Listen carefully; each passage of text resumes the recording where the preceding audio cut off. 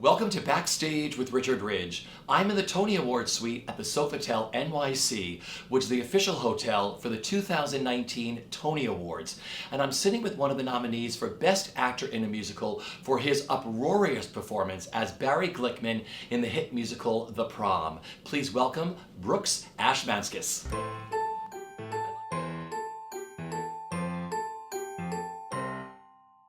Well, first of all, thank you for visiting with me here. Of course. At the Sofitel. Look how dapper you look today. Thank you. You too. Well, we try. We clean up well, I wish right? I had a darker shirt on, actually, like you do. Oh, I like yours. We'll switch. We'll switch before the interview is over. Fun. We can do it on camera. All right. Pretty. All right. Let's talk about The Prom. The Prom is one of the most heartfelt, clever, funny, joyous musicals in town. Yes. What's it like being a part of that show? Well, it's a lot of fun, Yeah. first of all, and mostly because of the people who are involved. But the show itself, I think it's so surprising what it is, because you think it's this silly, wacky, and it's just that. Yeah. And in a way, that's okay.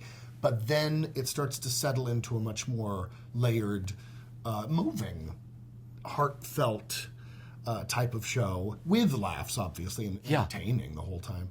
But that part of it it's an honor to be a part of it. I'm having the time of my life. Now, let's talk about this role. What I love about the role that you play, he is hilarious in everything he does. And then you spin on a second where you can break people's hearts of just the journey that your character goes through in this. Talk about who you play and what you love about him. I play Barry Glickman, who is a Broadway star. Yeah. Who is... I think at first you meet him and he seems very narcissistic, self-involved, as I guess some actors can be. What do you think of me? But he, meets this young girl in this small town and she pushes buttons in him. Yeah. He sees himself in her and is very touched by her and changed by her.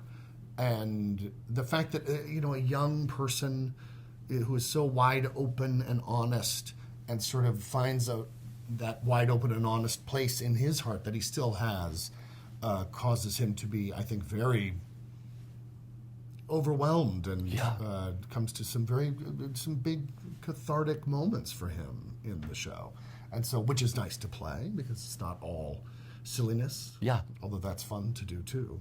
So it's also a testament to the writers of the piece in that they do it throughout the show with other characters, with situations where it's just crazy laughter, and then all of a sudden just one line goes and then laugh again, and that's not easy to do. Yeah, this musical is life-changing for so many people because they see themselves up there for the very first time. I mean, this is a girl who couldn't take her lover, her girlfriend, to a prom. Yes, and so any whether it's a lesbian, a straight person, a gay person, whatever, anyone who's felt that ostracized, and who hasn't, sees themselves in some character in some way in this show. And I'm not surprised by that, but I'm thrilled that this show is reaching people in that way. That it's not just seen as, which is lovely, a great entertaining musical, but that it's also being seen as what it is, just what we've been talking about, something that really connects with people in a real deep way. It's fabulous. The audience, besides being on their feet every night, falls in love with all of you in this show. And you're working up there with a lot of friends. Yes, old friends. Yeah. Yeah, which is, in a way, the best part.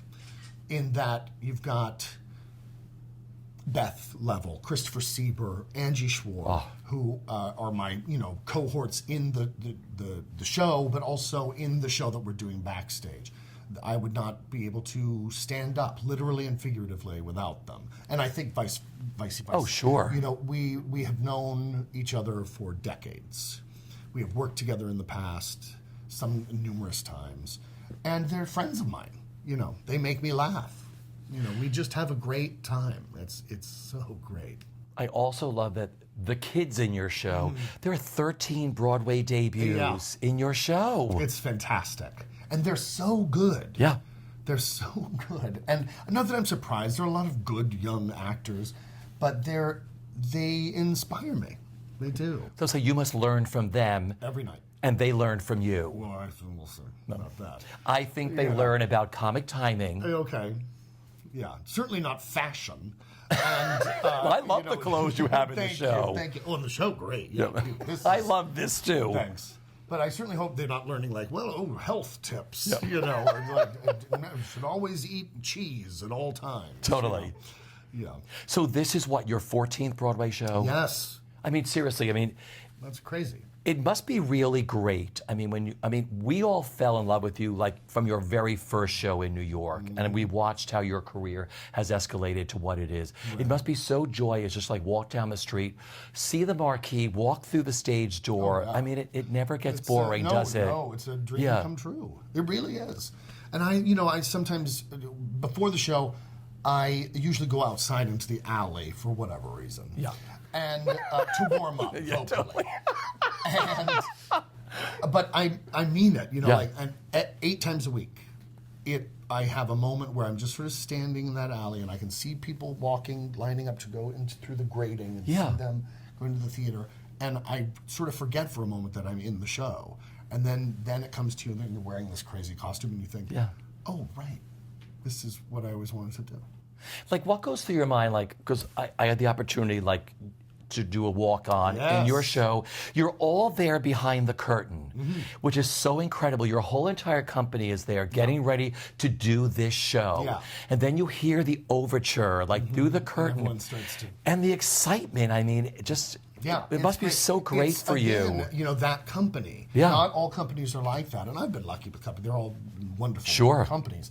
But this one is a real special group. The sort of molecular structure of the stage is immediately joined together. And it's from that downbeat to the curtain coming down at the end after the bows.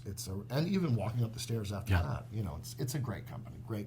And you did a great job. Thank you very much. You did. I wasn't fishing for a compliment. No, I was just you did a great. That's not easy to do. It's not. It's because you do interviews for life. But it's a different kind of thing. Oh, yeah. It's like people saying to me, you're basically playing yourself on the stage. I'm like, you try it. Totally. Yeah, it's so easy. Was there a defining moment for you when you said, I have to be an actor and try to make a living at this? Yeah, many defining moments, honestly. But I was very young. Yeah. And I remember when I first came to New York, I was lucky enough to get a Sardi's caricature, yeah. I don't know when it was, a couple days ago. You just got yours. Yeah. So it was very exciting. It's crazy to think. Yeah. And I remember when my father took me there when I was very young. And I do remember feeling that sort of this is what I'm meant to do. This is where I belong. Yeah, absolutely. That immediately when you start to perform, if you're not struck by the fact that you are accepted immediately for who you are and what you do, you're deaf to that. It must have meant the world to you to watch your caricature get unveiled at Sardi's, where you went with your dad saying, this is Broadway, this is the theater, this is where people go. It's what New York meant to me, because this was my first experience in New York. So it was like those caricatures, that place, 44th Street, which we're on now, is... it was New York to me. And remains that. So that little kid seeing that thing get flipped over, it was crazy. Who was one of the biggest mentors starting out for you or throughout your career? Was there someone? Well, Victor Garber, I met when I was in college, and he still is, he was at the show again last night. He had brought some friends and he wanted to see it again. He was so, he's so great. But he was a great mentor in the fact that he had done it, God knows, and was so super aware of what the type of person I am and was, and he was very kind, and remains very kind to me, at how to negotiate my way through the business side of things, which is not my forte at all, or interest, to tell you the truth. But he's been wonderful. I had a friend of mine, Nicholas Martin, who was a director. He's passed away now, and he was sort of my mentor of all things, humor and the power it has, and and one of the finest directors. Oh, ever. Yeah. So finally, if you could sum up the best part of the experience of working on The Prom, what is it for you? Bliss. Yeah. It is, because it touches all of those bases that we've been talking about.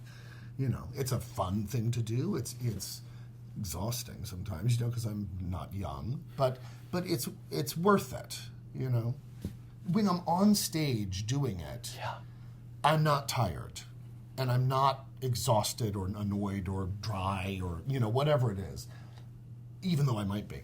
I walk off stage, and those moments you can be who you are and be like, oh, my hip. How can my hip hurt? All I did was sit in a chair, that kind of thing. But when I'm on stage in this show, with this character, and the way people connect to it and him is bliss. It's what you always dreamed of. Well, you don't give 100%. You give 1,000,000%. And you do everything in this show, my friend. Yeah. It's attractive. Yeah. Okay.